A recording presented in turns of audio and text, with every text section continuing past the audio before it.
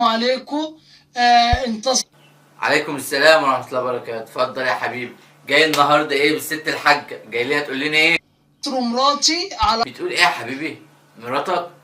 طب ماشي يا جماعة، بلاش تنام، احنا بنتنمرش.